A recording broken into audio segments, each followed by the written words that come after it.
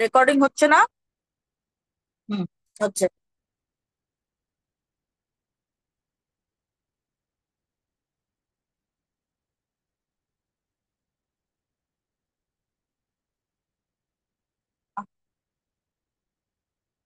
আমার চোখে ড্রাই হয়ে যায়, ড্রপ দিতে হয়। স্পেশালি এটা হয় কখন, যখন আমি টানা অনেক কম্পিউটার ইউজ করি, তো দেখতে পাচ্ছি না, সব ব্লার।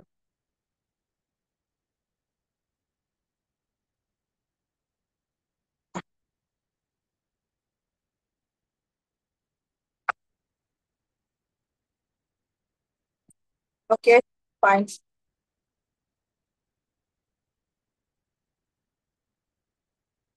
ওকে, আমাদের টাইম পার হয়ে গেছে। আপনার আমাদের ওয়েট করার সময় নেই, আমরা শুরু করবো। কস্টকে আবার কোয়ান্টিটির সাথে, কোয়ান্টিটি ভ্যারিয়েশনের সাথে মিল করে দুই ভাগে ভাগ করা যায়। মানে যে কস্ট কোয়ান্টিটি চেঞ্জ হলো সেম থাকে, সেটা হচ্ছে ফিক্সড কস্ট। আর যে কস্ট কোয়ান্টিটি চেঞ্জ হওয়ার সঙ্গে সঙ্গে বা প্রোডাকশন চেঞ্জ হওয়ার সঙ্গে সঙ্গে চেঞ্জ হয়, আমরা সেটাকে বলি ভ্যারিয়েবল কস্ট। আমরা সেটাকে বলি ভ্যারিয়েবল কস্ট।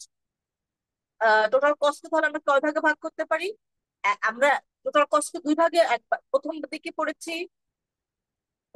পড়েছি, এক্সপ্লিসিট কস্ট আর ইমপ্লিসিট কস্ট। কোন সেন্স থেকে পড়েছি? যখন অ্যাকাউন্টেন্ট এবং ইকোনমিস্টরা যখন কস্ট মেজার করে, তখন তারা কিভাবে কস্ট মেজার করে। এখন যেটা পড়বো সেটা হচ্ছে তোমার প্রোডাকশনের সাথে ভ্যারি করছে কি করছে না, তার উপর ডিপেন্ড করে কস্টকে আবার দুই ভাগে ভাগ করা যায়, fixed cost and variable cost.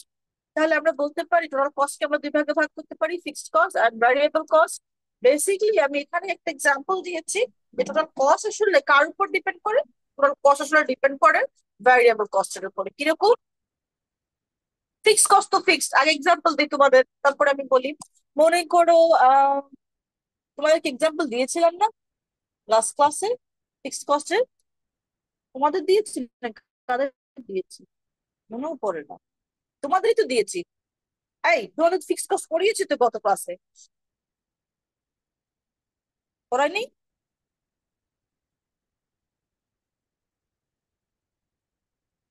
আচ্ছা, সমস্যা নাই, আমি আবার বলছি।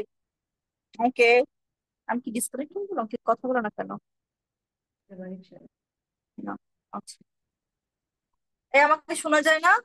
রেসপন্স করে, নাহলে আমি কনফিউজ হয়ে যাই, ভাবি ইয়েস যে ম্যাম, আমার কথা। শোনা যায়। আচ্ছা, ঠিক আছে। মানে আমি কনফিউজ হয়ে যাই, আমি ভাবি যে কেউ আমার আমাদের কথা। সেকশনে ফিক্সড ওকে, কস্ট ভেরিয়েবল কস্ট পড়ানো হয়নি। বলেছি। না ম্যাম, পড়ানো হয়নি ফিক্সড কস্ট। আচ্ছা আচ্ছা, ঠিক আছে, কোনো অসুবিধা নেই, আমি আবার বলছি।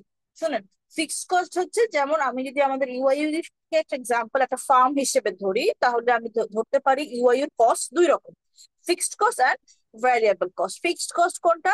ইউআইইউ 2018 সালে এই বিল্ডিংটা কমপ্লিট করেছে। প্রত্যেক ট্রাইমেস্টারে নতুন নতুন স্টুডেন্ট ভর্তি হচ্ছে, কিন্তু বিল্ডিং কিন্তু ওইটাই আছে, ওটা কিন্তু চেঞ্জ হচ্ছে না, বা ডেইলি বিল্ডিং তৈরি করা হচ্ছে না। স্টুডেন্ট সংখ্যা বাড়ছে ঠিকই, কিন্তু বিল্ডিংটা কিন্তু ওই 10 তলা বিল্ডিংটাই আছে। তো এক্ষেত্রে বিল্ডিং এর যে খরচটা বা বিল্ডিং তৈরি করতে যে খরচটা হয়েছে, সেটাকে আমরা ধরতে পারি না ফিক্সড কস্ট হিসেবে? ধরতে পারি কি? কারণ কি, এই যে স্টুডেন্ট সার্ভিস বাড়ছে, কিন্তু বিল্ডিং এর খরচ কিন্তু আর বাড়ে নাই, কারণ কি নতুন করে কোনো বিল্ডিং এ আর তৈরি করা হয়নি। সো এই ক্ষেত্রে ল্যান্ডের যে খরচটা ছিল ইউআই এর জন্য, সেটা ফিক্সড। তাহলে আমরা বলতে পারি না building cost is fixed? Fixed cost বলতে পারি। জি ম্যাম। ফিক্সড কস্ট কিন্তু ইজ ফিক্সড ফর এভার না, মনে রাখতে হবে একটা সার্টেন টাইমের জন্য ফিক্সড। মনে কর ইউআইইউ যে আর 10 বছর পরে নতুন বিল্ডিং করবে না, এমনটা কিন্তু না, কিন্তু এই যে একটা লং পিরিয়ডের জন্য বা লং টাইমের জন্য ইউআইইউর এই খরচটা ফিক্সড। দ্যাটস ওয়াই এটাকে বলা হয় ফিক্সড কস্ট। আবার মাথায় রাখো যে ফিক্সড কস্ট বলতে সারা জীবন আর চেঞ্জ হবে না, এরকম না। ফিক্সড কস্ট হচ্ছে কি, একটা সার্টেন টাইম পর্যন্ত প্রোডাকশন বা কোয়ান্টিটি চেঞ্জ হলো, তোমার কি হয় না, তোমার কি বলে, ইয়া চেঞ্জ হয় না, কি বলে, কস্ট চেঞ্জ হয় না, সেটা ফিক্সড কস্ট। আর ভ্যারিয়েবল কস্ট হচ্ছে প্রোডাকশন চেঞ্জ হওয়ার সঙ্গে সঙ্গে, কোয়ান্টিটি চেঞ্জ হওয়ার সঙ্গে সঙ্গে তার সঙ্গে সঙ্গে খরচ চেঞ্জ হয়। যেমন যদি একজন স্টুডেন্ট ভর্তি করায়, তাহলে একটা সিট লাগবে, যদি দুইজন স্টুডেন্ট ভর্তি করে তাহলে দুইটা সিট লাগবে, তিনজন স্টুডেন্ট ভর্তি করালে তিনটা সিট লাগবে। তাই না? আবার যদি 10 জন স্টুডেন্ট থাকে তার জন্য একটা এসি এনাফ, কিন্তু 20 জন স্টুডেন্ট থাকে তার জন্য দুটো এসি আমাকে ব্যবস্থা করতে হবে। অথবা 10 জন স্টুডেন্টের জন্য ল্যাবে 10টা কম্পিউটার দরকার, কিন্তু স্টুডেন্ট সংখ্যা যদি একজন বাড়ে ইভেন, তাহলে কিন্তু আমার 11তম কম্পিউটারটা কিনতে হবে। তার মানে কি, এটা সার্ভিসের সঙ্গে সঙ্গে কোয়ান্টিটির সঙ্গে সঙ্গে ভ্যারি করছে। দ্যাটস ওয়াই এই যে কম্পিউটার কেনাটা হচ্ছে তোমার ভ্যারিয়েবল কস্ট এক্সপেন্সে, রাইট? ব্যাপারটা কি বোঝা গেল? জি ম্যাম। আচ্ছা, তার মানে ফিক্সড কস্ট হচ্ছে যেটা প্রোডাকশনের সঙ্গে সঙ্গে একটা সার্টেন টাইম পর্যন্ত ফিক্স থাকছে, আর ভ্যারিয়েবল কস্ট হচ্ছে প্রোডাকশনের সঙ্গে সঙ্গে কোয়ান্টিটি ইনক্রিজ হওয়ার সঙ্গে সঙ্গে ভ্যারিয়েবল কস্টও ভ্যারি করছে। That's why it is called variable cost. Total cost সাধারণত ভ্যারিয়েবল কস্টের উপরে ডিপেন্ড করে। এটা বোঝানোর জন্য আমি নিচে একটা ছোট্ট এক্সাম্পল দিয়েছি, দেখো।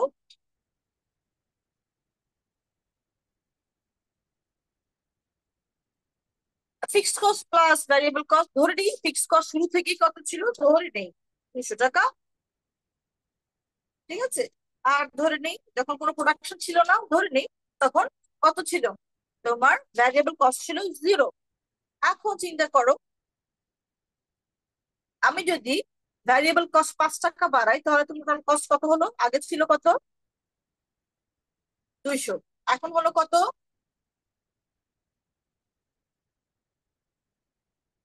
এখন হলো কত? 205। 205। আচ্ছা, কতটুকু বেড়েছে? ঠিক ততটুকু যতটুকু ভ্যারিয়েবল কস্ট চেঞ্জ হয়েছে, রাইট? জি ম্যাম। আচ্ছা, যদি ভ্যারিয়েবল কস্ট 5 টাকা থেকে বেড়ে 10 টাকা হয়ে যায়, তাহলে দেখো তো কত হলো কস্ট? কস্ট 210 হইলো। যতটুকু তোমার ভ্যারিয়েবল কস্ট চেঞ্জ হচ্ছে, ঠিক ঠিক ওই পরিমাণ চেঞ্জটাই কিন্তু টোটাল কস্টে হচ্ছে। কারণ কি, ফিক্স কস্ট তো ফিক্সড, সেটা তো প্রোডাকশন ভ্যারি সঙ্গে সঙ্গে ভ্যারি হচ্ছে না। ক্লিয়ার? ক্লিয়ার। ওকে, ফিক্স কস্টের কিছু এক্সাম্পল তোমাদেরকে দেখাই।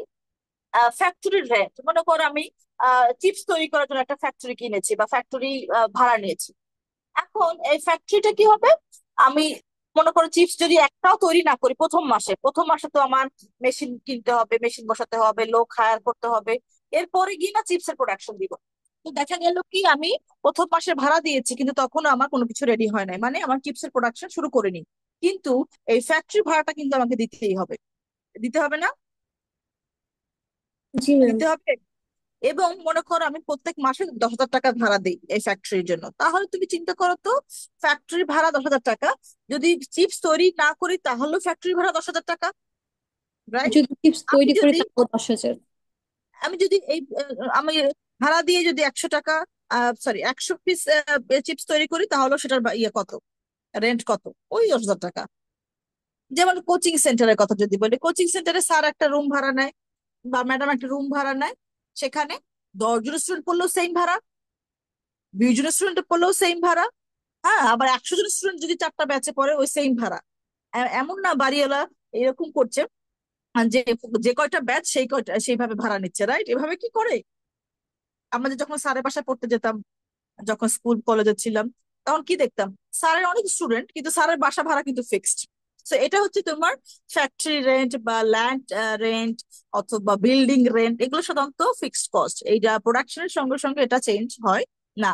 আবার যদি মনে করো কোনো কারণে স্টুডেন্ট সংখ্যা কমে যায়, তাও এমন না যে তোমাকে কম ভাড়া দিতে হবে, তাই না? That's why this is called fixed cost. বোঝা গেল? জি ম্যাম। ওকে। সিকিউরিটি কস্ট থাকে, যে কোনো ব্যবসা বা যে কোনো প্রোডাকশন শুরুর আগে একটা ফিক্সড অ্যামাউন্ট রেখে দিতে হয় অ্যাজ এ সিকিউরিটি মানি। তো সেটা প্রোডাকশনের শুরুতেই, প্রোডাকশন একদম জিরো, স্টিল তোমাকে পে করতে হবে। হ্যাঁ, এটা সিকিউরিটি মানি বলি। সেই সিকিউরিটি মানি বা সিকিউরিটি কস্টটাও হচ্ছে কি ফিক্সড।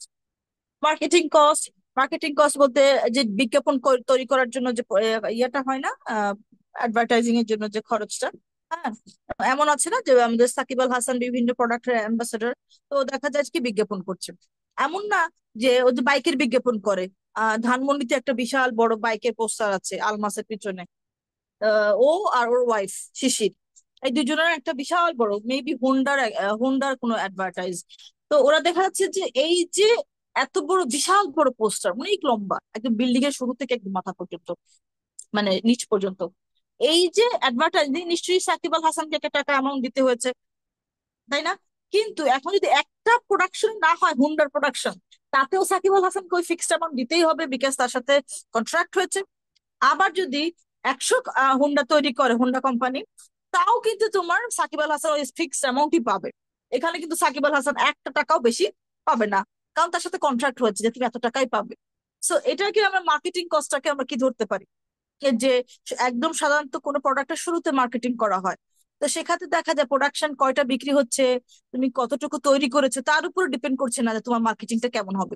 তুমি যখন মার্কেটিং করো তখন মানে সবকিছুর জন্য একবারেই মার্কেটিং করো, সো মার্কেটিং কস্টটা কিন্তু তোমার প্রোডাকশনের সঙ্গে সঙ্গে ভ্যারি করে না। দ্যাটস ওয়াই মার্কেটিং কস্টটাও হচ্ছে তোমার ফিক্সড কস্ট। তারপর হচ্ছে রিসার্চ এন্ড ডেভেলপমেন্ট কস্ট। কোনো একটা বিজনেস শুরু করতে গেলে রিসার্চ করতে হয়, সেটাকে নিয়ে কাজ করতে হয়। সেই খরচটা কিন্তু প্রোডাকশনের উপরে ডিপেন্ড করে না। প্রোডাকশন জিরো হলেও কি হবে, তোমাকে সেই খরচটা করতেই হবে। কারণ কি, বিকজ তুমি এটা হচ্ছে প্রোডাকশনের শুরুতে রিসার্চ করছো, যে তুমি তোমার বিজনেসটা কিভাবে স্টার্ট করলে ভালো হয়, কোন দিকে কিভাবে কয়জন লেবার হায়ার করলে তোমার প্রোডাকশন ভালো হবে, কিভাবে কোন জায়গায় বিল্ডিংটা করলে তোমার প্রোডাকশন ভালো হবে, এগুলো রিসার্চ করা। এবং একটা একটা ফ্যাক্টরির যে ডেভেলপমেন্ট খরচ থাকে সেটা হচ্ছে ইরেসপেক্টিভ অফ দ্য প্রোডাকশন, মানে হচ্ছে independence of the production. It means production যাই হোক না কেন, এই খরচগুলো প্রোডাকশনের উপর ডিপেন্ড করছে না। শুরুতেও দিতে হতে পারে, শেষেও দিতে হতে পারে, কিন্তু প্রোডাকশন বাড়লে যেটা বাড়বে অথবা প্রোডাকশন কমলে যেটা কমবে এরকম কিছু না। That's Y factory rent, marketing cost, security cost, এগুলো সব হচ্ছে ফিক্সড কস্ট। বোঝা গেল কিনা জি ম্যাম। সবাই? আরেকবার একটু বললে ভালো হতো। আচ্ছা, আমি আবার বলছি, কোনটা বলবো এর মধ্যে থেকে, কোনটা তোমার বুঝতে অসুবিধা হয়েছে বলো। Research and development cost. Research and development, মনে করো প্রত্যেকটা ডেভেলপমেন্ট কস্ট, এই যে আমাদের ইউনিভার্সিটির কথা যদি আমি বলি, ইউআইইউ ডেভেলপমেন্ট কস্ট। মনে করো ইউআইইউ হচ্ছে তোমাদের জন্য বসার জায়গা করে, নতুন নতুন চেয়ার টেবিল কেনে, এগুলো কিন্তু UIU development cost. It doesn't mean যে স্টুডেন্ট সংখ্যা বেশি হলেই ইন্টেরিয়র করবে, আহ, কম হলে ইন্টেরিয়র করবে না, ব্যাপারটা এরকম না। আমি একটা জাস্ট একটা অ্যাজাম্পশন, একটা এক্সাম্পল দিয়েছি, একটা নর্মাল এক্সাম্পল।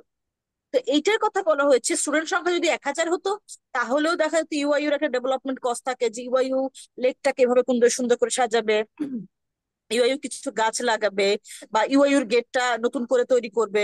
তো এইগুলো হচ্ছে ডেভেলপমেন্ট কস্ট। এইগুলো স্টুডেন্ট কয়জন ভর্তি হলো, কয়জন থাকবে, কয়জন চলে যাবে, অথবা স্টুডেন্ট নাম্বার অফ স্টুডেন্টস কত, তার উপরে ডিপেন্ড করে এই ডেভেলপমেন্ট কস্টটা তারা ক্যারি করে না।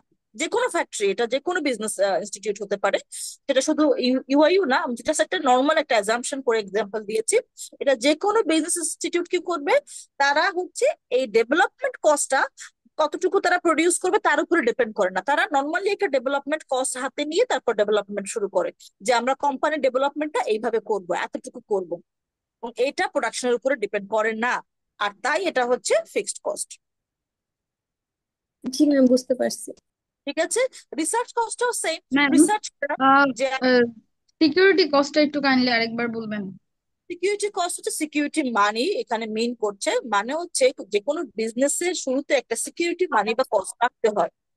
যে তুমি যদি তোমার ব্যাংক রাফট হয়ে যায়, বা তুমি যদি বিজনেস লস করো, সেই ক্ষেত্রে তোমার কিছু টাকাটা রেখে নিতে হয়, বিজনেস সিকিউরিটি কস্ট সেটা মিন করে। অথবা তোমার যদি হঠাৎ করে একটা মেশিন নষ্ট হয়ে যায়, সেই কস্টটা কত, একটা একটা অ্যামাউন্ট রেখে নেয় সবাই, যে হুট করে যদি আমার লস হয়ে যায়, তাহলে আমি এখান থেকে টাকাটা খরচ করব। সো এটা ফিক্স থাকে।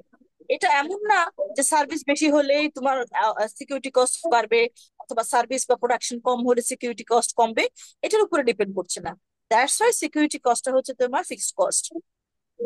ফার্দার কোনো বিপদে পড়লে মানে হচ্ছে বিজনেসে যদি কোনো দরকার পড়ে যেন ওই কস্টটা ইউজ করতে পারে, ইমার্জেন্সি কস্ট যেটা, ওই টাইপের। এক্স্যাক্টলি, ইমার্জেন্সি কস্ট, যে তুমি যদি কোনো লস বা তোমার কোনো প্রবলেম হয়, তাহলে যাতে এই সিকিউরিটি মানিটা তুমি ব্যবহার করতে পারো, সেই হিসেবে সিকিউরিটি, অথবা বিজনেসের সিকিউরিটি হিসেবে যে টাকাটা রাখা হয়।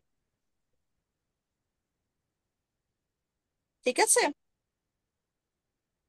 জি ma'am, thank you so much. Okay. Variable cost হচ্ছে raw materials cost, labour cost. এই যে স্টুডেন্ট সংখ্যা বাড়লে বেশি টিচার লাগে, তার মানে বেশি বেশি টিচার হায়ার করতে হয়, বেশি বেশি টিচারকে ওয়েজ বা স্যালারি দিতে হয়। তার মানে কি, স্টুডেন্ট বেশি হলে টিচার বেশি, তার মানে তাদের স্যালারিও বেশি বা বেশি স্যালারি দিতে হয়। স্টুডেন্ট কম হলে টিচারও কম, তাদের স্যালারিও কম। তার মানে এখানে লেবার কস্ট ভ্যারিয়েবল কস্ট। আচ্ছা, কেউ মিউট করে কথা বলেন। দরজা চাপা ওর ব্যাপারে ই করো।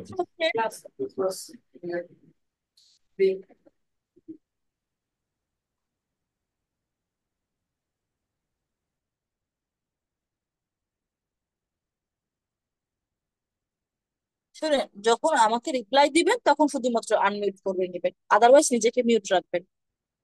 আচ্ছা, এটা হচ্ছে লেবার কস্ট। এই যে মনে করো আমার বাসায় যদি মনে করো যে ইয়ার কথা বলেছি, তোমাদের খানস কিচেনের কথা যদি বলি, তাদের যখন খাবার কম বিক্রি হতো, সাপ্লাই মানে কম ডিমান্ড ছিল, তখন তারা কম খাবার বিক্রি করতেন।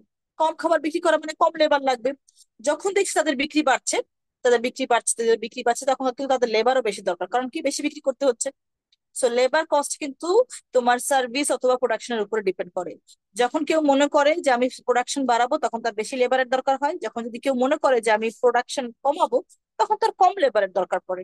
সো লেবার কস্ট হচ্ছে তোমার ভ্যারিয়েবল কস্ট। এরপর আরেকটা কস্ট আছে তোমার র ম্যাটেরিয়ালস। মানে হচ্ছে কোনো প্রোডাকশন বা সার্ভিসের জন্য যেটা রেগুলার লাগে, র ম্যাটেরিয়ালস। যেমন আমি যদি বলি চা, আমি যদি 1 কাপ চা বানাই, এক এক এক চা চামচ তোমার চা পাতা লাগবে। আমি যদি 10 কাপ চা বানাই, তাহলে 10 চা চামচ আমার চা পাতা লাগবে। তার মানে কি, এই চা পাতার খরচটা হচ্ছে, চা তৈরির ইনগ্রিডিয়েন্টস হচ্ছে তোমার হচ্ছে এই চা পাতা, দুধ, চিনি, এগুলো। তো আমি 1 কাপ চা বানালে আমার যতটুকু দুধ, চিনি, চা পাতা লাগবে, 10 কাপ চা বানালে কিন্তু তার থেকে বেশি লাগবে, 10 টাইমস লাগবে। সো প্রোডাকশনের সঙ্গে সঙ্গে এই তোমার র ম্যাটেরিয়ালস বা ইনগ্রিডিয়েন্টস বা ইনপুটের কস্ট বৃদ্ধি পাচ্ছে। সো এই ধরনের কস্ট হচ্ছে তোমার, তাহলে র ম্যাটেরিয়ালস কস্ট বা ইনপুট কস্টটা কি হবে, ভ্যারিয়েবল কস্ট। বোঝা গেল? র ম্যাটেরিয়ালস মানে তো বুঝছো, রেগুলার ইউজ করা হয়, রেগুলার বেসিসে সেগুলো হচ্ছে তোমার মনে করো চা পাতা, এগুলো তো এরকম না যে একটা দিয়ে বারবার ইউজ করা যাচ্ছে। আবার কিছু ইয়ে আছে, গুডস আছে, যেগুলো একবার কিনলে অনেক বছর ব্যবহার করা যায়, আমরা এটাকে ক্যাপিটাল গুডস বলি। যেমন মনে করো ফ্রিজ, আমাদের বাসা ফ্রিজ থাকে। ফ্রিজ সেই ঘরে 5 জন মেম্বার থাকলেও একটা ফ্রিজ, 10 জন মেম্বার থাকলেও একটা ফ্রিজ, ব্যাপারটা এরকম। কিন্তু র ম্যাটেরিয়ালস যদি বলি, সবজি, ভাত, ফল, এগুলো হচ্ছে যে পরিবারের সদস্য সংখ্যা বেশি, সেই পরিবারে বেশি কিনতে হয়। তো এটা হচ্ছে ভ্যারিয়েবল কস্ট। তার মানে ফ্রিজ বা টেলিভিশনটা হচ্ছে ফিক্সড কস্ট। আর এই যে তোমার এই যে নিত্যদিন যে জিনিসগুলো দরকার হয় আমাদের, র ম্যাটেরিয়ালস, খাবারের সবজি বা ভাতের চাল, এগুলো হচ্ছে তোমার ভ্যারিয়েবল কস্ট। জনসংখ্যা বেশি হলে বেশি কিনতে হয়, জনসংখ্যা কম হলে কম কিনতে হয়। সো এটা হচ্ছে ভ্যারিয়েবল কস্ট। বোঝা গেল কিনা?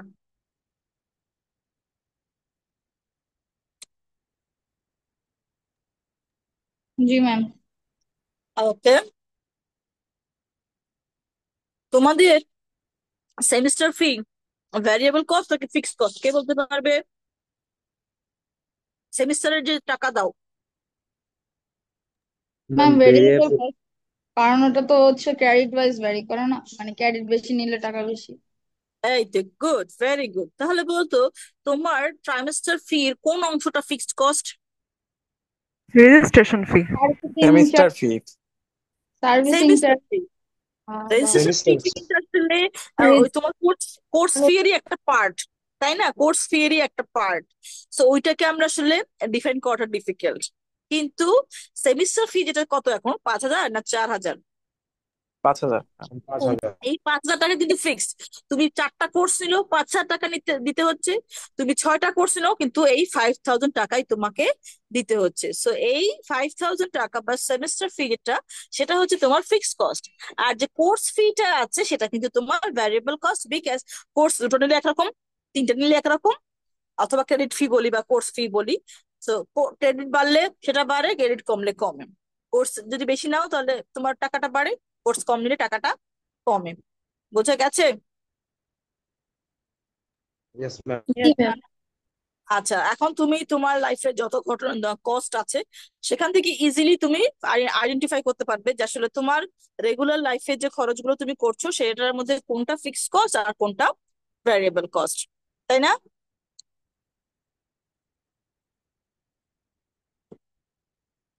পারবে তো সবাই এখন? জি ম্যাম। ওকে, এখন তোমাদেরকে যেটা দেখাচ্ছি কস্ট কার্ভ। আমরা যে fixed cost, total cost, variable cost বলেছি, এগুলো যদি আমরা গ্রাফিক্যালি ড্র করি তাহলে এদের প্রেজেন্টেশনটা এরকম হয়, এদের ভিজুয়ালাইজেশনটা এরকম হয়। ফিক্সড কস্ট কেন স্ট্রেইট লাইন হলো দেখো তো? বিকজ প্রোডাকশন 0 হলেও তোমার যা দিতে হবে, 10 হলেও তা, 50 হলেও তাই, তাই না? তাই এটা হচ্ছে কি, এটা হয়ে গেছে তোমার হরাইজন্টাল ফিক্সড কস্ট, বুঝছো না?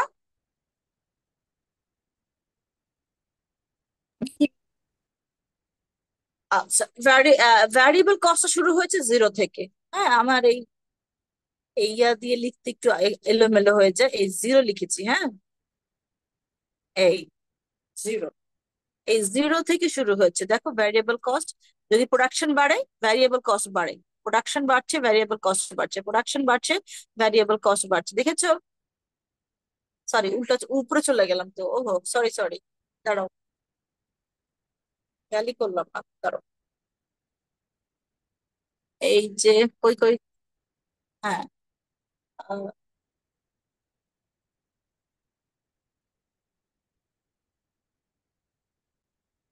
0,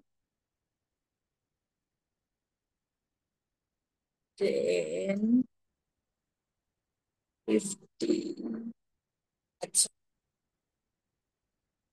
প্রোডাকশন 10, কস্ট 8, প্রোডাকশন 15, কস্ট 8, আরো বাড়বে এই, বুঝতে পেরেছো? এর জন্য এটা এরকম হয়েছে। আর টোটাল কস্টটা দেখো কি হয়েছে, শুরু হয়েছে 0 থেকে, শুরু হয়নি। কেন? কারণ টোটাল কস্ট তো, fixed cost plus variable cost, তো ফিক্সড কস্ট যখন ওইখান থেকে শুরু হচ্ছে, এই জন্য ওইখান থেকে টোটাল কস্টটা শুরু হবে।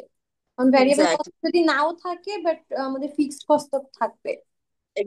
Exactly, good, very good. ঠিক আছে, আমাদের এখানে একটু আজান দিচ্ছে, হ্যাঁ, আমি আজানটা শেষ করি তারপর আবার শুরু করছি।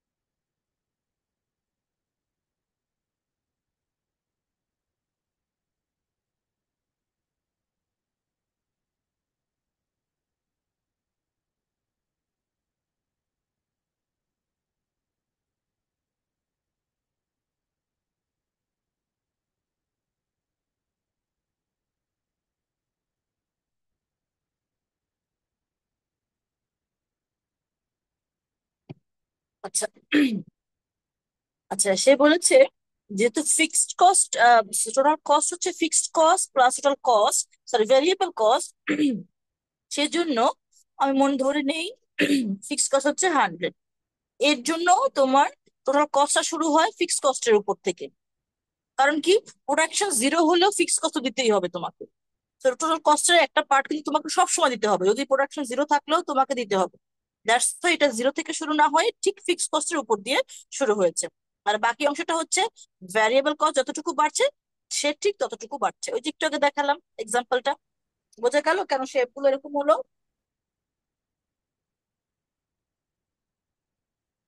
এটুকু কি বোঝা গেল? জি ম্যাম। ওকে, তাহলে এটা একটু আহ, মুছতে হবে।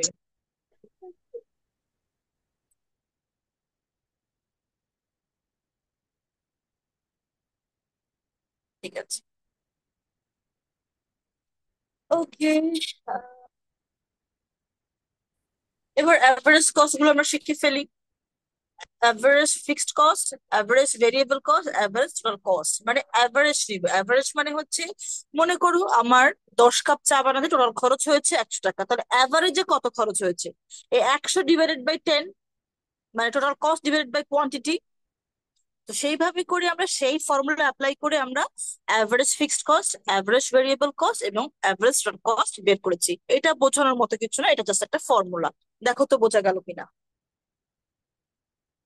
এটা মাথায় রাখতে হবে, আমাদের কাজে লাগবে অঙ্ক করার সময়।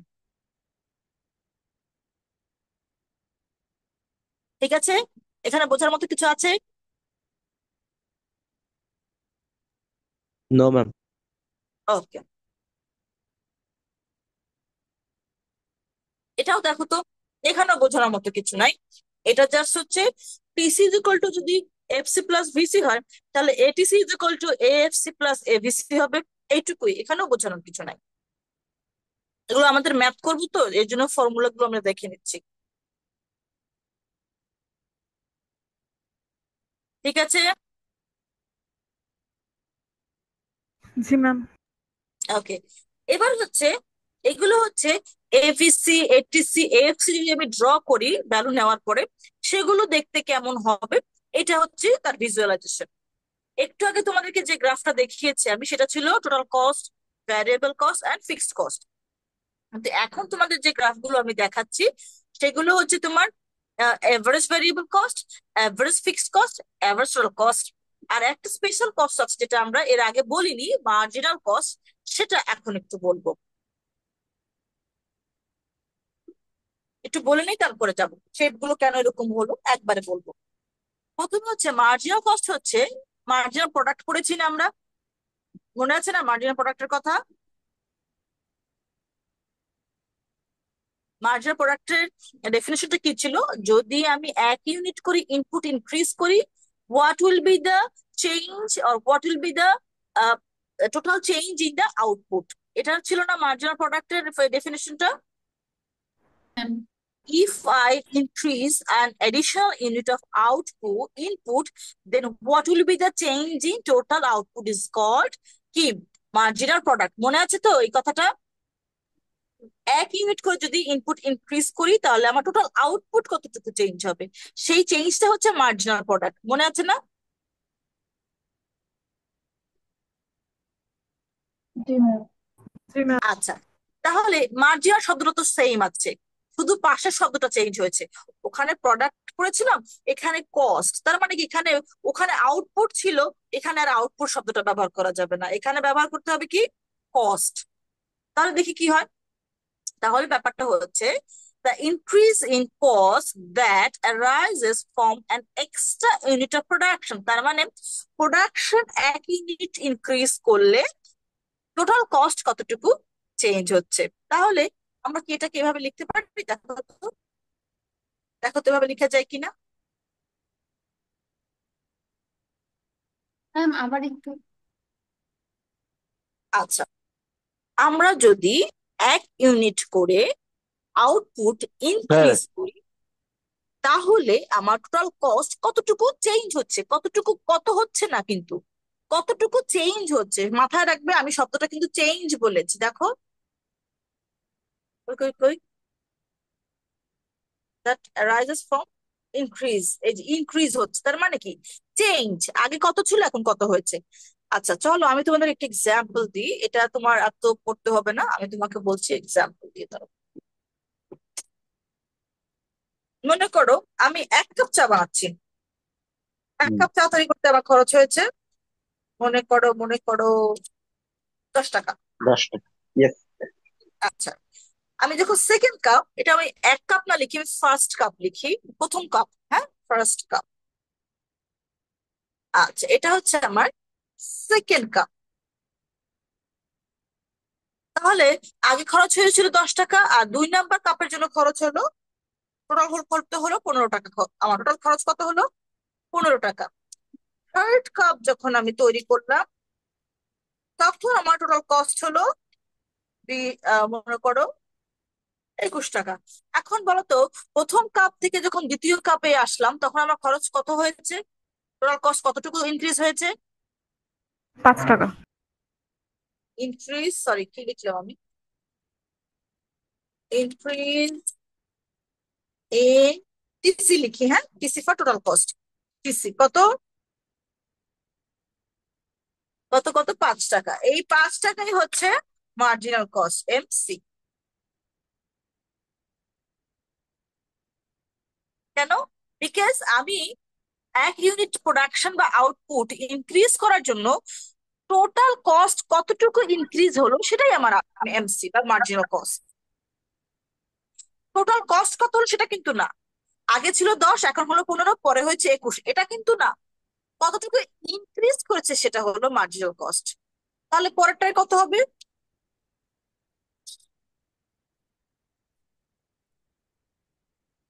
ইকুয়ালস টু কত?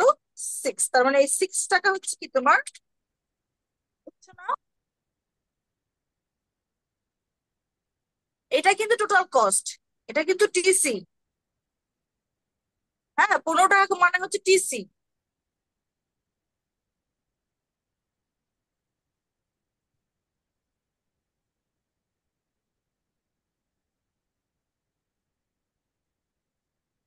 TC TC TC. অনলাইনে ক্লাস করা মানে এক্সট্রা খাটুনি টিচারদের, তাই না?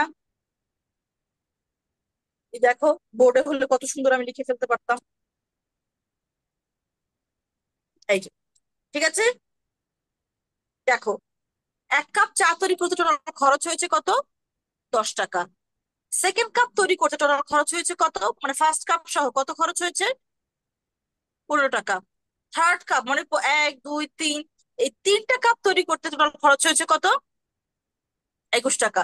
তাহলে 1 কাপ থেকে যখন ফার্স্ট কাপ থেকে যখন সেকেন্ড কাপে গেলাম, খরচ কতটুকু চেঞ্জ হয়েছে বা ইনক্রিজ করেছে? 5 টাকা। এই 5 টাকা হচ্ছে এমসি। সেকেন্ড কাপ থেকে যখন থার্ড কাপ তৈরি করলাম তখন আমার কত টাকা চেঞ্জ হয়েছে বা ইনক্রিজ হয়েছে? 6 টাকা। এই 6 টাকা হচ্ছে মার্জিনাল কস্ট। এবার বোঝা গেছে কিনা বলো? জি ম্যাম। এবার সবাই জি ম্যাম। সবাই জি ম্যাম। এবার এটা পড়ো।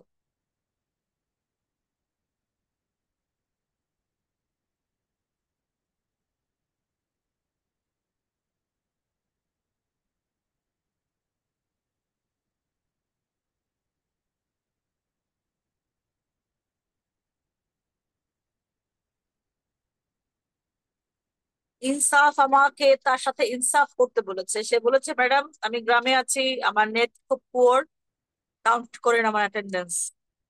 ওকে ইনসাফ, আমরা আপনার সাথে ইনসাফ করে দিব। ঠিক আছে, আর কিছু? এইটুকু ঠিক আছে। আমি এখন কিন্তু ডিরেক্ট ম্যাথমেটিক্সে চলে যাব, ম্যাথসের ক্যালকুলেশন করব। আমার কি কি লাগবে? আমার টিসি কিভাবে ক্যালকুলেট করতে হয় লাগবে, আমার এএফসি কিভাবে ক্যালকুলেট করতে হয় লাগবে, আমার এবিসি কিভাবে ক্যালকুলেট করতে হয় লাগবে, আমার এটিসি কিভাবে ক্যালকুলেট করতে হয় লাগবে, আর এমসি লাগবে, পারবো। আর এমপি লাগবে। এমপি মানে কি জানো? এমপি মানে কি বলো তো দেখি তো, কার কত smart? Marginal product. Marginal product. Marginal product, good. এই এমপি আমার লাগবে। তাহলে চলো তোমাদেরকে একটা ম্যাথ করাই, বাকিটা ম্যাথ করতে করতে শিখে যাব। চ্যাপ্টার 13,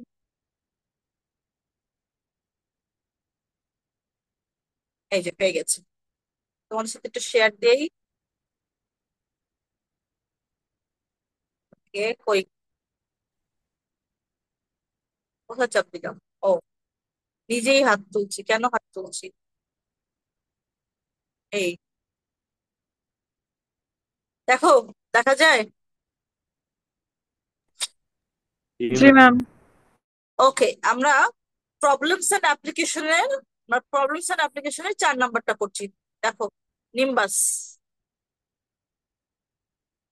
কিছু ইনফরমেশন দেওয়া আছে, সবাই সুন্দর করে খাতার মধ্যে তোলো।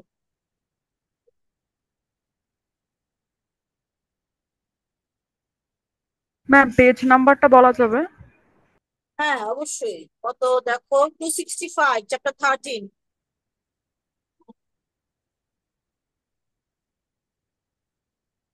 এখন তোলো।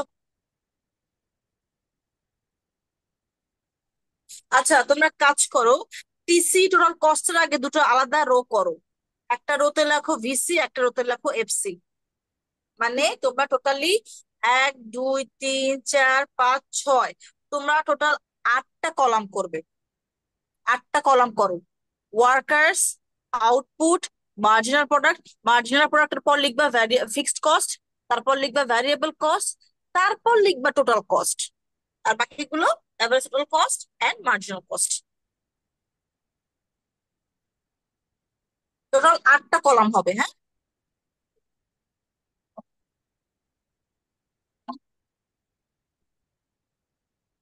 আমি কিন্তু একটা করিয়ে দিব, এরপর আর করাবো না। সো এখন যে করবে না আমার সাথে, তাকে কিন্তু আমাকে জিজ্ঞেস করলে আমি আর তার পরে বলবো না।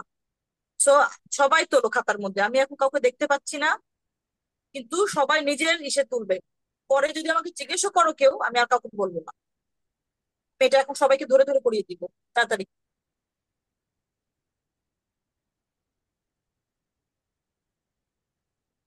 তোলা শেষ হলে আমাকে জানাবে। ম্যাম অরিজিনাল প্রোডাক্টের পরে এর জন্য কোন দুইটা দিব বললেন?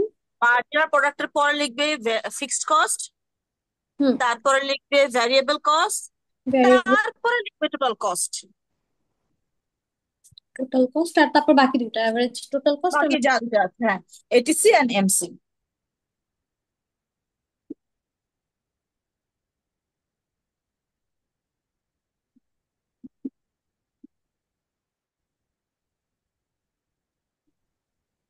ম্যাম, মার্জিনাল কস্টের আমাদের বইয়ের মধ্যে যেভাবে দেওয়া আছে ওভাবে তুলবো না ম্যাম, রো গুলো?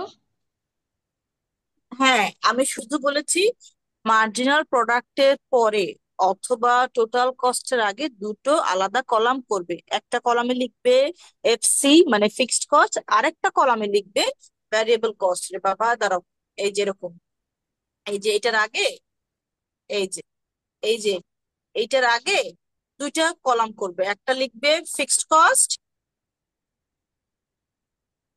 একটা লিখবে ভ্যারিয়েবল কস্ট, তারপরে লিখবে টোটাল কস্ট। বুঝছো? এইটুকুই, আর কিছু না। এই আর বাকি যা আছে তাই।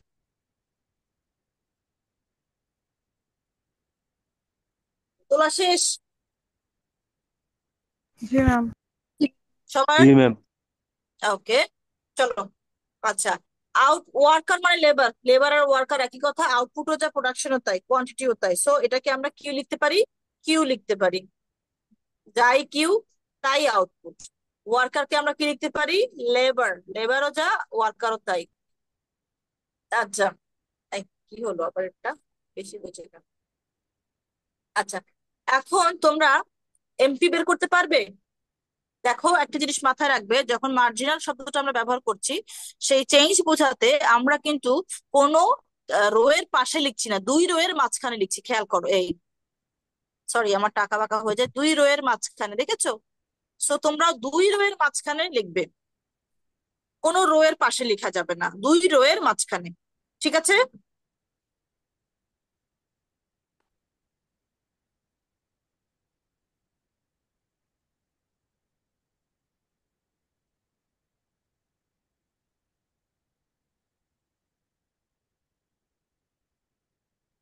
ঠিক আছে?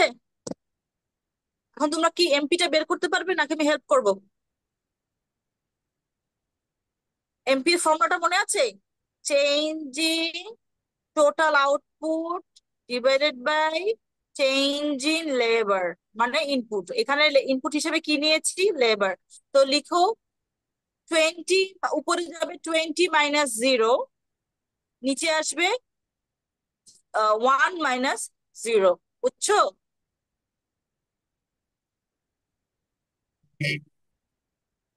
এটা কি পারা যাচ্ছে? জি। আচ্ছা, পরেরটা। তার মানে এমপি কত এখানে? 50 - 20 আর 2 - 1। তার মানে এই, তাহলে এখানে কত তোমার এমপি? এমপি হচ্ছে 20। ঠিক আছে? পরেরটা, আহ, এটা change in output. Change in output কত? 50 - 20 ডিভাইডেড বাই 2 - 1। এটা কত তাইলে?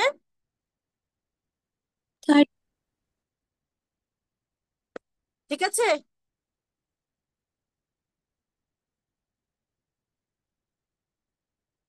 হচ্ছে সবার? ম্যাম এটা তো অলওয়েজ 1 দিয়ে ডিভাইড হবে না, যেহেতু মার্জিনাল ওয়ান ভাবে। ওয়ান হচ্ছে কেন বলো তো? ওয়ান আমি নিয়েছি।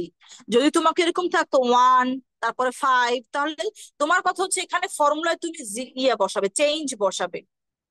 তোমার 1 না 10 ওকে ম্যাম। সেটা তোমাকে দেখতে হবে না, তুমি চেঞ্জ বসাবে। উপরে কি হচ্ছে? চেঞ্জ বসাচ্ছ, নিচেও চেঞ্জ বসাবে। এটা চেঞ্জ মনে রাখলে ভালো। ঠিক আছে? সেটা কি একজন নাকি দুইজন, এটা মনে রাখার থেকে চেঞ্জটা সবসময় নিতে হবে, এটা মাথায় রাখবে। ঠিক আছে? জি ম্যাম। ওকে, পরেরটা করো। 90 - 50, মানে 50 থেকে যখন 90-তে এলাম তখন চেঞ্জ হলো কত?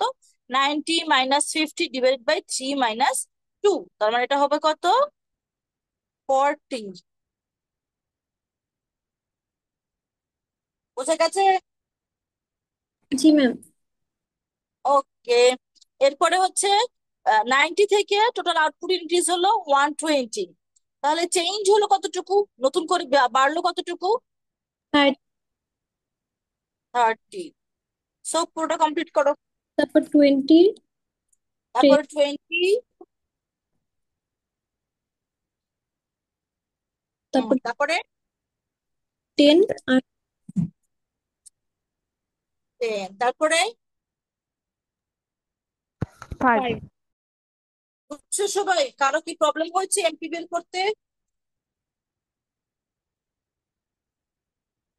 কেউ এমন আছো যে এমপিটা কিভাবে বের করেছে বুঝতে পারো নাই?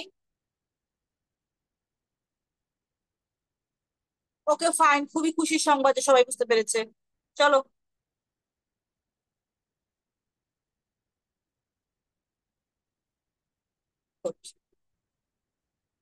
আচ্ছা, এখন দেখো। আচ্ছা, এখানে কিছু ইনফরমেশন দেওয়া আছে। আরে সরি, এখানে কিছু ইনফরমেশন দেওয়া আছে, পড়ো। ওয়ার্কার কস্ট $100 a day, তার মানে একজন লেবারের ডেইলি ওয়েজ কত ডলার? $100। ওকে। আর যে ফার্মের কথা বলছি, নিম্বাস, ওদের ফিক্সড কস্ট কত টাকা? $200। তাহলে তুমি সুন্দর করে ফিক্সড কস্টের নিচে ইয়া করো, লিখো। দাঁড়াও, এটা একটু মুছছি আমি। এই, তুমি সুন্দর করে ফিক্সড কস্টের নিচে লিখো 200 200 200 200, একদম 7 নম্বর পর্যন্ত লিখো। কারণ এটা তো ফিক্সড কস্ট, এটা চেঞ্জ হবে না।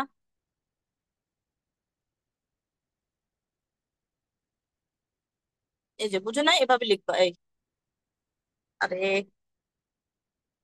জি ম্যাম, লিখেছি। ফিক্সড কস্ট হচ্ছে যখন প্রোডাকশন 0 তখনও 200, যখন প্রোডাকশন 1 তখনও 200। বুঝছো না? এভাবে লিখবে। আমি আসলে জুমে লিখছি তো, এত ভালোভাবে লিখতে পারছি না, আঁকা বাঁকা হয়ে যাচ্ছে।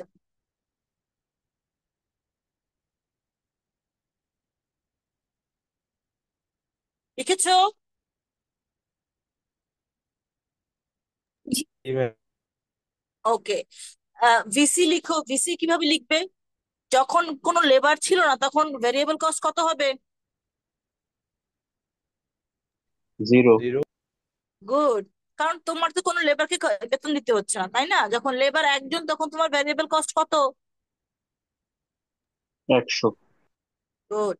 যখন তোমার লেবার দুইজন, তোমার ভ্যারিয়েবল কস্ট কত? 200।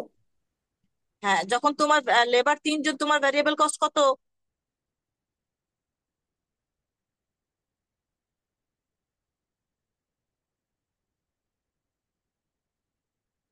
হ্যালো, যখন এক তোমার লেবার লিটার এক তিনজন করে তখন তোমার ভ্যারিয়েবল কস্ট কত? 300।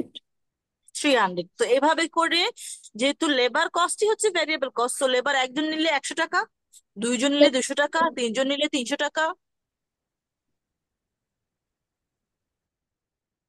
কমপ্লিট করেছো সবাই? একদম 7 নম্বর পর্যন্ত কত টাকা হবে? 700। 700। হুম। হয়েছে সবাই এটুকু? জি জি ম্যাম। ম্যাম। এবার আসল কাজ, টিসি বের করো, দুটাকে যোগ করো। জি ম্যাম। প্রথমটা 200 টোটাল কস্ট, তারপরটা 300, তারপরটা 300, 400। 400, তারপর 500। এভাবে করে এফসি এবং ভিসি যোগ করে টিসি বের করো। 800, 900।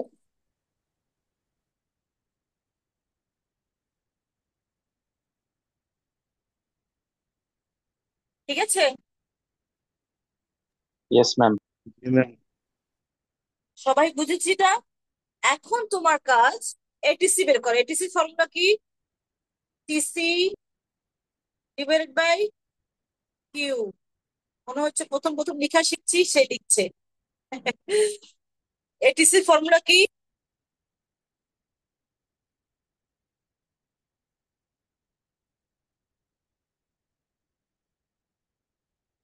Total cost divide by total output বা কোয়ান্টিটি। তো টিসি যদি এখানে কত হয়, টিসি কত, দাঁড়া একটু মুছে নেই।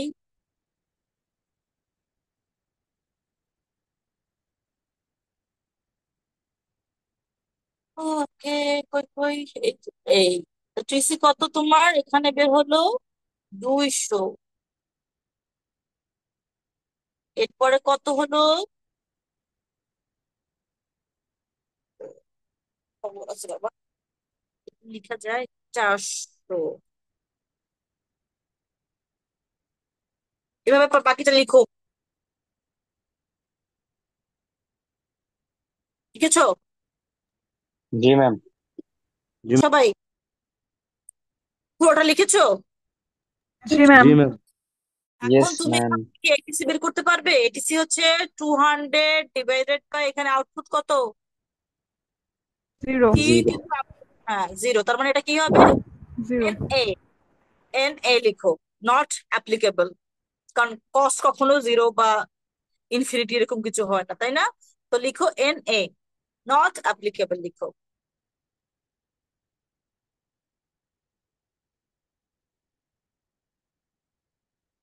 আচ্ছা, এরপরে কত হবে? 300 ডিভাইডেড বাই আউটপুট কত? 20। 15 হবে ম্যাম। আচ্ছা, এরপর হচ্ছে 400 ডিভাইডেড বাই 50। এগুলো আমরা এটিসি বের করছি, করো। ম্যাম পয়েন্টে অ্যান্সার আসলে ওটা কি সিলিং ধরবো না ফ্লোর? এটিসি পয়েন্টে আসতে পারে এবং আসবে, সেটাই লিখো। মিনিমাম 2 ঘন্টা নেবে পয়েন্টের পরে। Okay ma'am.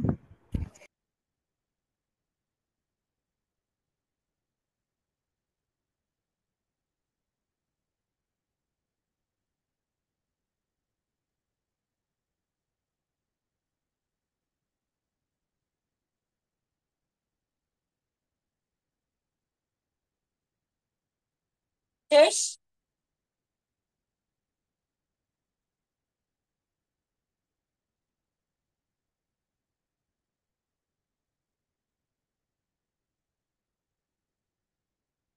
শেষ?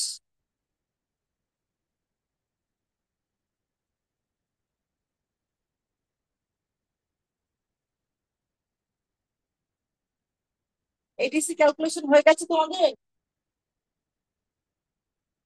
জি ম্যাম। সবার?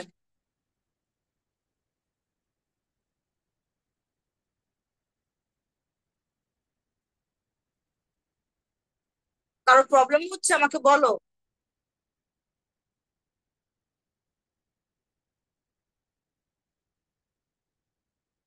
হ্যালো। জি ম্যাম, হয়ে গেছে। আচ্ছা, এবার আমাদের মোস্ট ইম্পর্টেন্ট এমসি বের করতে হবে। এমসি কিভাবে বের করব? জাস্ট এই ফর্মুলায় চেঞ্জ বসিয়ে দিব, মানে change in total cost due to change in output. তার মানে হবে কি, প্রথমটা কত হবে, 300 মাইনাস 200 ডিভাইডেড বাই 20 মাইনাস 0। করো, কত হয়?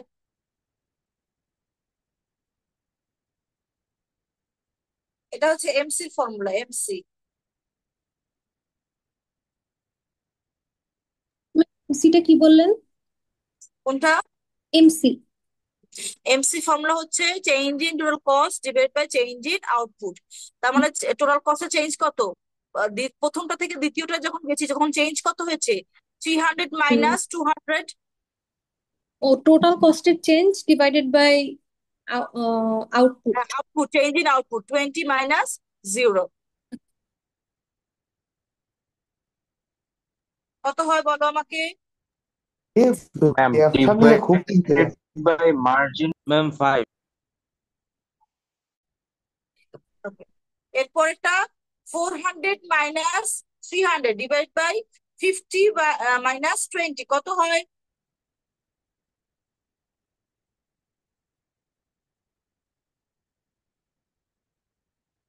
3.33. 3.33।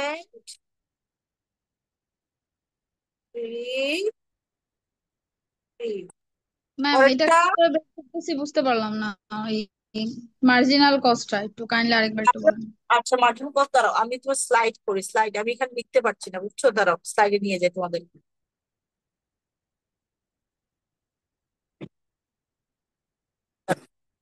মার্জিনাল কস্টের ফর্মুলাটা দেখো আগে, change in total cost divided by change in কি আউটপুট। ওকে ফাইন, মানে TC1, sorry TC2 minus TC1 divided by Q2 minus Q1, sorry 1। এখানে তোমার খাতার দিকে তাকাও, TC1 কত, প্রথম দুইটা রো এর মধ্যে TC1 কত ছিল, 300 মাইনাস 200। 300 মাইনাস 200। হ্যাঁ, আর আউটপুট কত হলো যখন 300 থেকে 200 হলো, 200 থেকে 300 হলো, তখন আউটপুট কত 20 হলো, মাইনাস 0। Minus 20 minus 0। 20 থেকে 20 হলো, রাইট? তার মানে 20 20 মাইনাস 0। মাইনাস 0, যেটা পরে সেটা 2 আর যেটা আগে সেটা 1। তাহলে কত হয়? 5। আচ্ছা, এর পরেরটা, পরেরটা হচ্ছে যখন সেকেন্ডটা থেকে থার্ডটায় গেলাম, 200 থেকে 300, 300 থেকে 400, তার মানে এবার হবে 400 মাইনাস 300 300 ডিভাইডেড বাই, 50 মাইনাস 20। কারণ যখন আমি সেকেন্ড থেকে থার্ডটাতে গেলাম আউটপুট হলো আমার কত, 50 মাইনাস 20 কত হয়? 3.33. 3.33। বুঝছো কিভাবে বের করেছি? সবগুলো সেম, পারবে জি ম্যাম। জি ম্যাম। সবাই? আচ্ছা তাহলে কমপ্লিট করে ফেলো, কমপ্লিট করে আমার সাথে কেউ একজন শেয়ার করো। ম্যাম এর পার্ট হবে 2.5. হ্যাঁ করো করো, একবারে শেয়ার করবে, শেষ হয়ে গেলে যার খাতা আগে শেষ হয়ে যাবে আমাদের সাথে স্ক্রিন শেয়ার করো, ছবি তুলে। জি ম্যাম, শেষ হয়ে গেছে। আচ্ছা তাহলে শেয়ার করো, আমি এটা স্টপ করে দিচ্ছি, করো শেয়ার করো।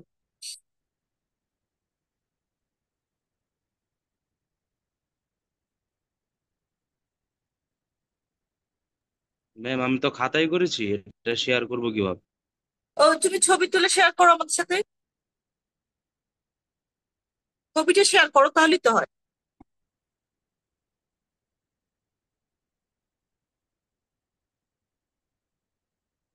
যে কেউ একজন করলেই হয়, যার পুরোটা কমপ্লিট হয়েছে কেউ একজন করলেই হয়, আমি বাকিদেরকে একটু দেখাবো না, আমার এই বসে বসে করতে করতে অনেক টাইম লাগবে এর জন্য।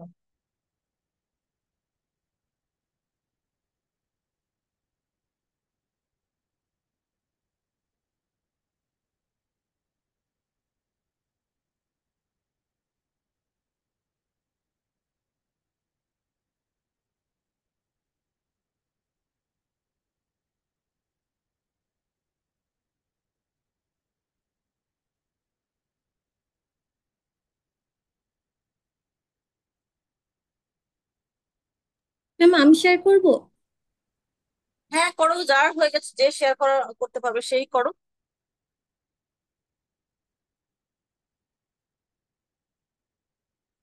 ওকে। বাবা আর তো অর্ধেক এসেছে ইয়া, বাকিটা আসেনি তো। এটিসি এমসি আসেনি তো। ও এমসি এ, ইসি এ, একটু বড় করে শেয়ার করা যায় না?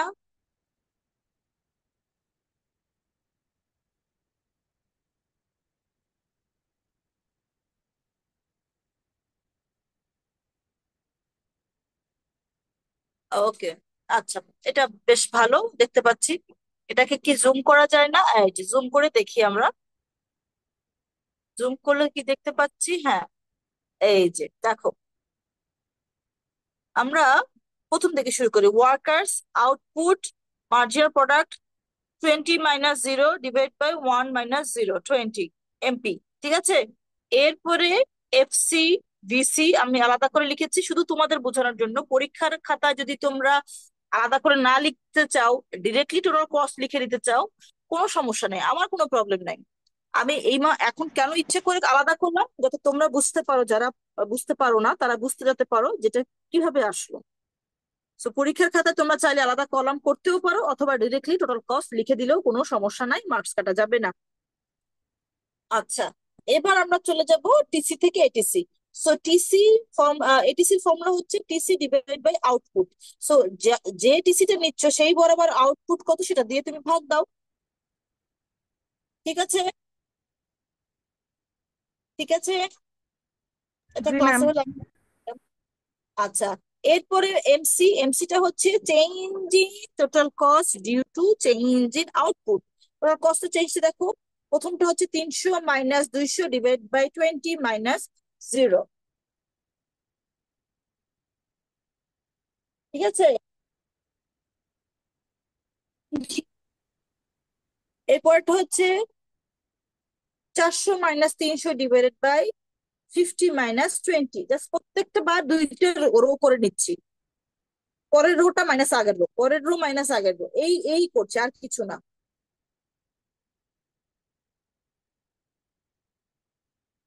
বোঝা গেল? ম্যাম এটা এটা তোমরা চাইলে স্ক্রিনশটটা নিতে পারো কেউ, নিয়ে পরে যখন নিজে ম্যাথ করবে তখন মিলিয়ে দেখতে পারো যে আসলে তোমারটা ঠিক আছে কি। এটা ম্যাম আমাদের হোয়াটসঅ্যাপ হ্যাঁ, গ্রুপে, আমাদের হোয়াটসঅ্যাপ হ্যাঁ, গ্রুপে।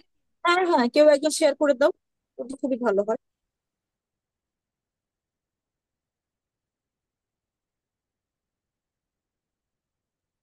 ঠিক আছে, এখন আমরা তোমাদের পরীক্ষার খাতায় করব তো, আপনি তো বললেন যে আমাদের এমপিটা আর হচ্ছে মানে এমপিটাই সবসময় মানে দুই রো এর মাঝ বরাবর লিখতে হ্যাঁ, হবে। হ্যাঁ, হ্যাঁ, এই এখানে যে দেখো। ma'am দুইটার মাঝ বরাবর লিখছি, বাট ওখানে তো দাগ পড়ে গেছে, এরকম লিখলে কি কোনো প্রবলেম হবে?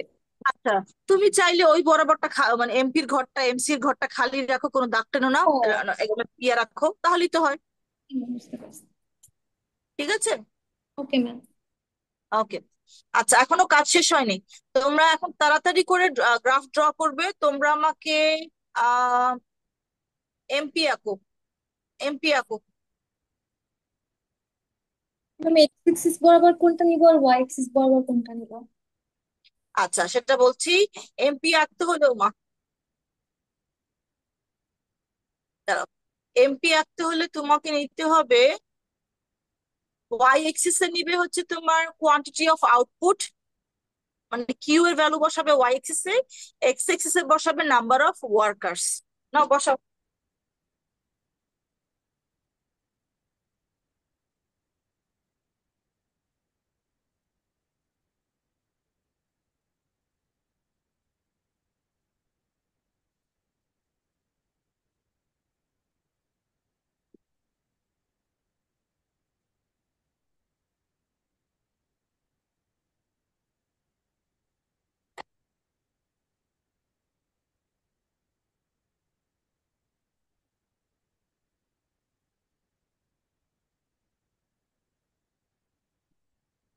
আচ্ছা, সবাই নিজে, আমি যদিও দেখতে পাচ্ছি না কে করছো কে করছো না, বাট আমার মনে হয় তোমার নিজের জন্যই এটা আঁকা উচিত। আমাকে ঠকাতে গেলে নিজে ঠকে যাবে। সবাই আঁকো, সবাই এমপি আঁকো, মার্জিনাল প্রোডাক্ট আঁকো সবাই।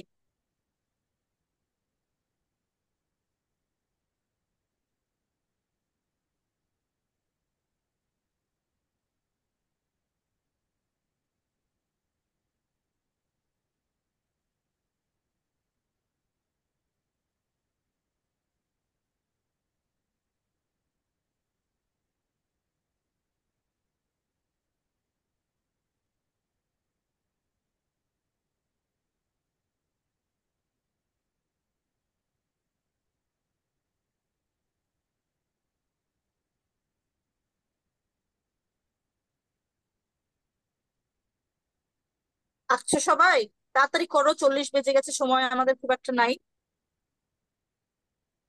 ম্যাম কোয়ান্টিটি আর হচ্ছে লেবার দিয়েছে, এবার হচ্ছে আর কি এমপিটা কিভাবে পয়েন্ট আউট করব? ওয়াই এক্স এ নেবে আউটপুট বা কিউ এর ভ্যালু, হ্যাঁ। জি ম্যাম। আর এক্স এক্সিস এ নেবে লেবার, নাম্বার অফ লেবার। জি, মানে পয়েন্ট আউটটা এমপির ওটা কিভাবে হবে? হ্যাঁ মানে কি জিরো থেকে মানে ওয়ানের মধ্যে যে মাঝে হচ্ছে তারপরে এমপি ডট গুলো বসাবে ভাবে? হ্যাঁ হ্যাঁ হ্যাঁ।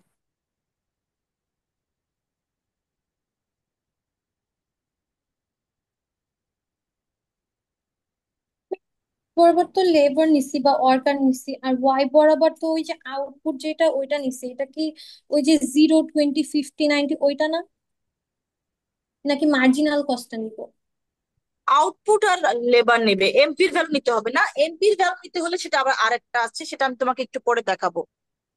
এটা আগে এঁকে নাও। এটা হচ্ছে তুমি প্রোডাকশন ফাংশন আঁকছো।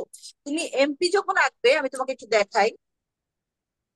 আচ্ছা এটা কার স্ক্রিন কে শেয়ার করেছো, সে একটু এটা কেটে দাও। Okay ma'am. ম্যাম তাহলে এটা কিসের কার্ভ হবে? মানে আগেরটা তো ছিল একটা কস্ট কার্ভ। আচ্ছা ওইটা যেটা তুমি এঁকেছো সেটা হচ্ছে প্রোডাকশন ফাংশন। আর আমি তোমাকে এখন এমপির ভ্যালুটা আঁকাবো, একটু ধৈর্য ধরো, আমি তোমাকে দিচ্ছি, একটু শেয়ার দেই তারপরে।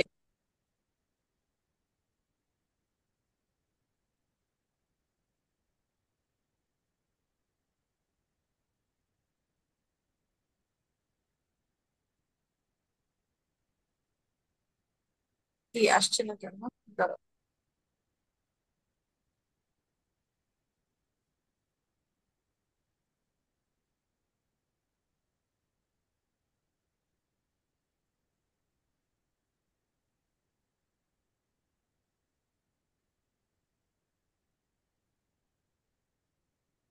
এটা যেটা আঁকলাম এটা হচ্ছে প্রোডাকশন ফাংশন এঁকেছি।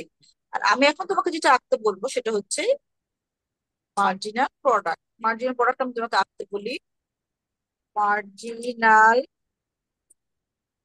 Product of labour. যেহেতু আমাকে ওয়ার্কার দিয়েছে সো আমি লিখবো লেবার। আমার ইনপুট কি এখানে, লেবার। আচ্ছা তাহলে আমাকে কি আঁকতে হবে, আমাকে এই বরাবর নিতে হবে এমপির ভ্যালু গুলো, আর এই বরাবর নিব লেবার বা ওয়ার্কারের ভ্যালু গুলো। বুঝছো? নাও এখন আঁকো। আচ্ছা জিরো, না সরি, সরি আমার একটু লেট হচ্ছে। 1, 2, 3, 4, 5। তোমরা একটু বাকিগুলো নিয়ে নাও, আমার একটু জুমে আসলে আমার লিখতে একটু অসুবিধা হয়। আর এমপির ভ্যালু যেগুলো পেয়েছো না, 20, 30 এগুলো বসাও, এমপি ওয়াই এক্সিস বরাবর বসাও, যা পেয়েছো তাই বসাও।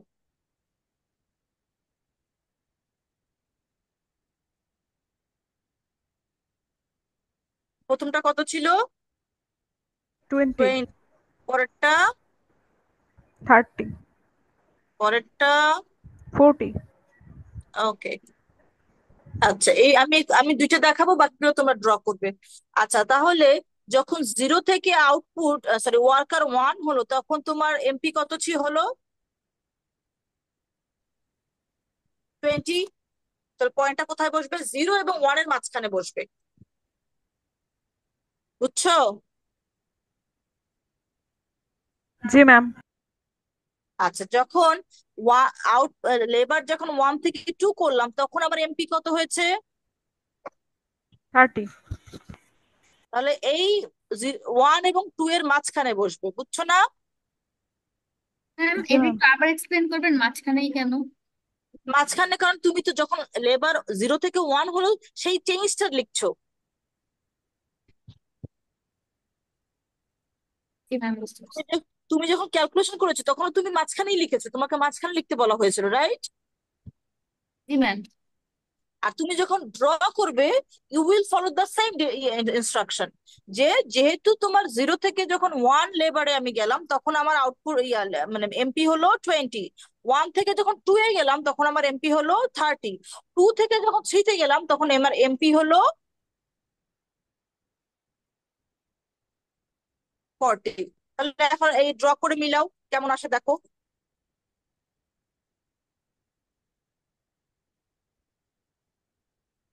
ম্যাম, কার্ভের মিলিয়েছো? সাথে সাথে কি আমাদের এভাবে দাগ টেনেও দেখাতে হবে? তুমি যে পয়েন্ট গুলো পেলে সেগুলো কানেক্ট করতে হবে তো। না ম্যাম, কার্ভ বুঝেছি, মানে আপনি যে আবার যে 30-র সাথে আবার 1.5 এর একটা দাগ না টেনেছেন না, সেটা। এটা এটা মিলানোর জন্য যে আমি কোন বরাবর যাচ্ছি যাতে পয়েন্ট গুলো আমার ঠিক থাকে। ওকে ম্যাম, মানে এটা তো দেখাতে হবে না ম্যাম? না, তুমি দেখাতে ওকে। পারো না, আবার দেখাতেও পারো ডট ডট দিয়ে পেন্সিল দিয়ে, তাহলে আমি ক্লিয়ার হলাম যে তুমি আসলে পয়েন্টটা এভাবে নিয়েছো। Okay ma'am. এটা জাস্ট পয়েন্টের পজিশনটা ঠিক রাখার জন্য, লোকেশনটা ঠিক রাখার জন্য।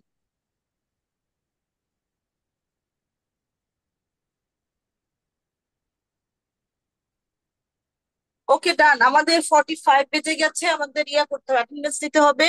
তোমাদের একটা হোমওয়ার্ক দিয়ে দিই, আজকে যে গ্রাফটা, সরি, আজকে যে টেবিলটা করলাম না, এই টেবিলের মধ্য থেকে তোমরা বাকি যেগুলো আমরা বের করেছি, ফর এক্সাম্পল তুমি এটিসি, এমসি, এগুলো একটু ট্রাই করবে যে তুমি বাসায় গ্রাফটা আঁকতে পারো কিনা। বই বই থেকে হেল্প নিবে, বইতে দেওয়া আছে। আর যদি না পারো নেক্সট ক্লাসে আমি দেখাবো, বাট আমি চাই তোমরা একটু ট্রাই করো বইটা ম্যাম। দেখে ম্যাম, তোমাদের আমরা টেবিলটা। প্রথমে প্রথমে যে গ্রাফটা আঁকলাম উপরে মানে ওয়াই এক্সিস এ হচ্ছে আউটপুট দিয়ে আর এক্স এক্সিস এ হচ্ছে ওয়ার্কার দিয়ে ওটাই হচ্ছে তুমি প্রোডাকশন ফাংশন, প্রোডাক্ট, প্রোডাকশনটা কোন দিকে যাচ্ছে, হ্যাঁ। এটা হচ্ছে প্রোডাকশন ফাংশন। জি। আর আর কি আর দিয়ে এটা যেটা আঁকলা এটা হচ্ছে এমপি। ম্যাম, এটি সি আর যে এমসি, ওটার ক্ষেত্রে কি আমাদের এক্স অ্যাক্সিস ওয়াই অ্যাক্সিস এর ভেরিয়েবল গুলো ফিক্স থাকবে? কি? ম্যাম, এটি সি আর এমসি যেটা বললেন হোমওয়ার্ক, সেটাতেও কি আচ্ছা, আমাদের? আমি একটু বলে দেই, হ্যাঁ, আমি একটু বলে দেই কোন এক্সেসে কোনটা নেবে, তোমার জন্য সহজ হবে। যখন এটিসি আঁকবে সবসময় কোয়ান্টিটি এক্স এক্সিসে হবে এবং কস্টের ভ্যালু গুলো ওয়াই এক্সিসে যাবে। এটা ফিক্সড। লিখো। একবার একটু এক্স এক্সিস, এক্স এক্সিসে সবসময় আউটপুট যাবে, মানে কিউ যাবে, কিউ, সরি, বড় হাতে কিউ। আর ওয়াই এক্সিসে সবসময় কস্টের ভ্যালু যাবে।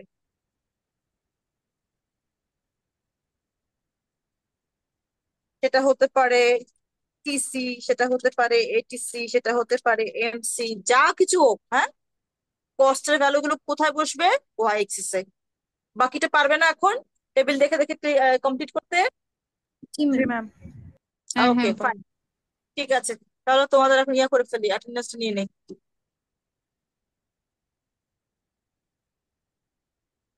রেকর্ডিংটা অফ করে দেই।